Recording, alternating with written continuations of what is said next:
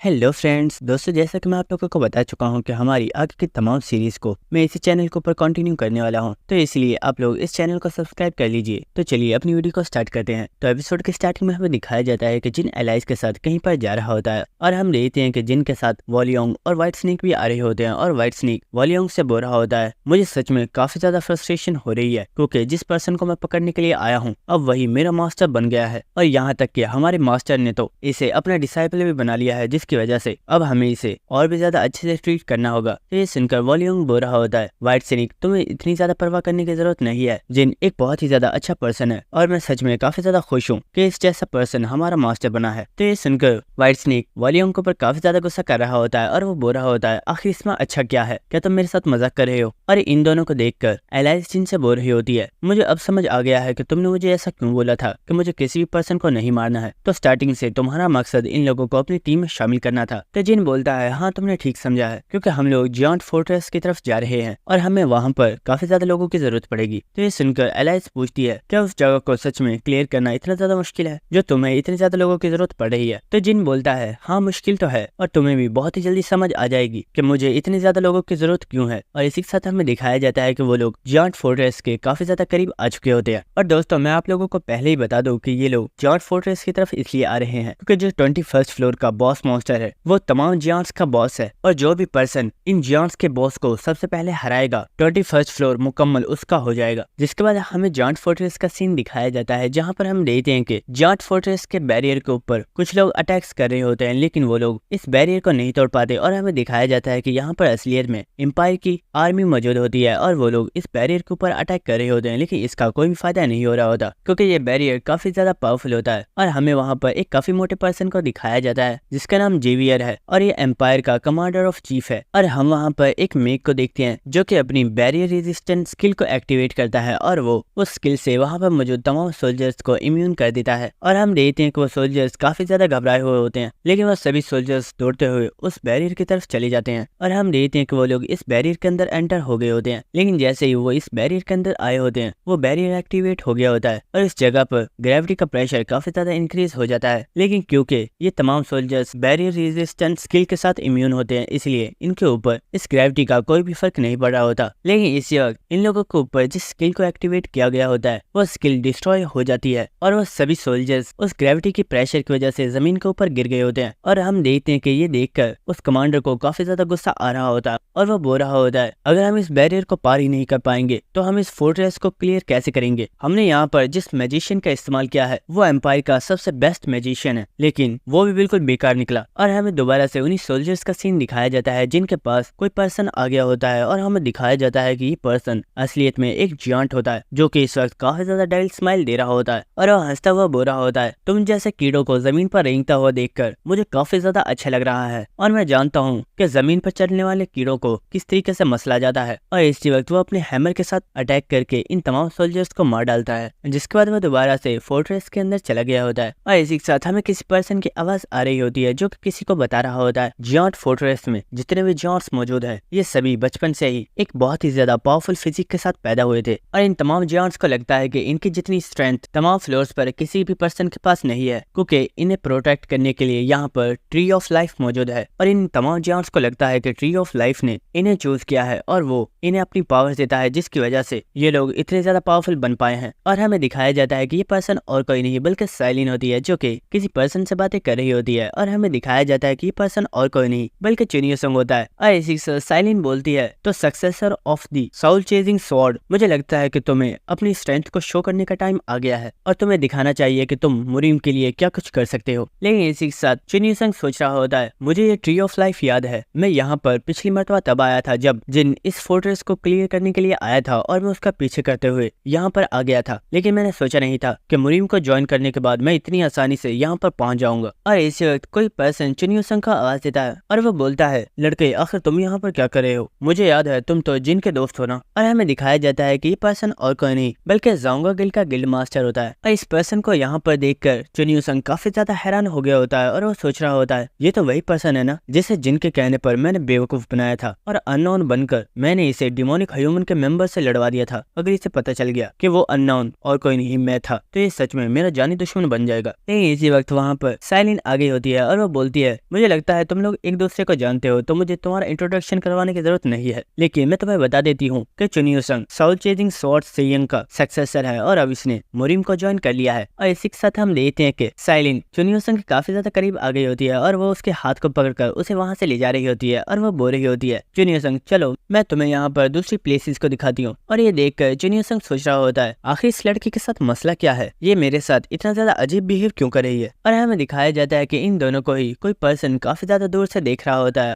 और वो बोल रहा होता है, चुनियो संग सच में पहले तो मुझे यकीन नहीं आया था, लेकिन अब देखकर ही लगता है कि तुमने सच में मुरिम को ज्वाइन कर लिया है। और हमें दिखाया जाता है कि ये पर्सन और कोई नहीं बल्कि जिन होता है। लेकिन इसी वक्त कोई पर्सन काफी ज्यादा हंसना स्टार्ट कर देता है और जिन देखता है कि ये पर्सन और कोई नहीं बल्कि एलाइज है। और इसी के साथ एलाइज हंसते हुए बोल रही होती है, तुम जब देखो किसी न किसी को बुली करते रहते हो, अगर तुम सबको ऐसे ही बुली करते रहोगे तो कोई भी पर्सन तुम्हारा साथ नहीं देगा और इसीलिए उन लोगों को जब भी मौका मिला वो दूसरी साइड को ज्वाइन कर लेंगे और वो तुम्हारे साथ कभी भी नहीं देंगे। और हम देखते हैं कि एलाइज जो कि हंस रही होती है, जिन उसे दोबारा से अपने रिंग में डाल लेता है। और इसी के साथ जिन काफी ज्यादा फनी अंदाज में बोलता है, एलाइज तुम तो सच में कितनी ज्यादा बुरी हो, क्या तुम भूल गई हो मैंने इतने टाइम से तुम्हें बुली नहीं किया है और मैं तुम्हारा कितना ज्यादा ख्याल रख रहा था, लेकिन सच में तुम्हारी बातों ने तो मेरा दिल ही तोड़ दिया। मुझे लगता है मुझे तुम्हें दिखाना चाहिए कि किसी पर्सन को बुली करना क्या होता है। और ये सुनकर एलाइज काफी ज्यादा घबरा गई होती है और वो जिन से चिल्लाते हुए बोल रही होती है, जिन प्लीज मुझे माफ कर दो, मैं तुम्हें दोबारा ऐसा कुछ भी नहीं कहूंगी, प्लीज मुझे इस रिंग से बाहर निकाल दो और प्लीज इस रिंग को स्विंग तो बिल्कुल भी मत करना। लेकिन हम देखते हैं कि जिन तो एलाइज की रिंग को बहुत ही तेजी के साथ घुमाना स्टार्ट कर देता है